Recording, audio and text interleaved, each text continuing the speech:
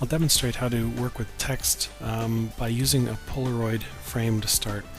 When you create text, you have to decide whether you want to put the text onto a frame or onto the canvas itself. So by having this Polaroid frame, when I click on the T key here, we see that the text is going to be applied onto the Polaroid. That means that if I were to grab the Polaroid and move it around, rotate it, or even resize it, the text does the right thing. That's because it's attached to the parent Polaroid frame. If instead I'd clicked on the canvas and then clicked on the T key, this is what's called canvas-based text, which means that it's independent of everything else on the canvas, and moving frames around is not going to affect it. So let's work with this. You'll see it's got blue handles, which I can drag to resize just as if it was an image frame, and that includes the ability to rotate, and if I hold the Alt key down, then it snaps to 45-degree increments like this.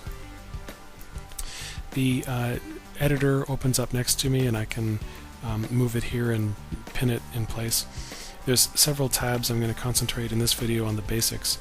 Of course, it's good to be able to change the font, and any TrueType font that you've got installed on your system is going to work, so let's stick with the Arial black like this.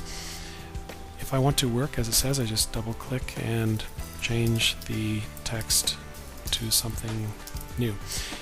I can click to position the cursor, select words, I can delete and change the word to something new, as you see.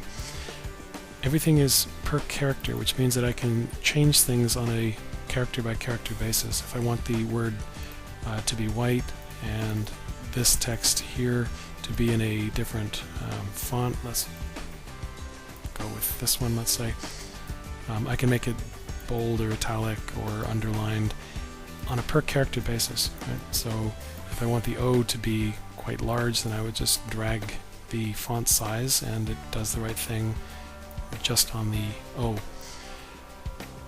There's alignment and so on controls. These do what you expect, left align and middle and right align and so on. These controls here are for intercharacter spacing, so if I were to select the entire word change and then drag the intercharacter spacing, I can do this sort of effect by dragging interactively. Personally, I find that it's nice to be able to just click the cursor and then hold the Alt key down and tap the left and right arrow keys to nudge the text to be closer together. Sometimes you want really fine intercharacter spacing control like this to get a particular effect, and that's easy to do. You can also adjust the inter-row spacing. You just select across a line break and then drag to adjust whether you've got a lot or a little overlap between characters.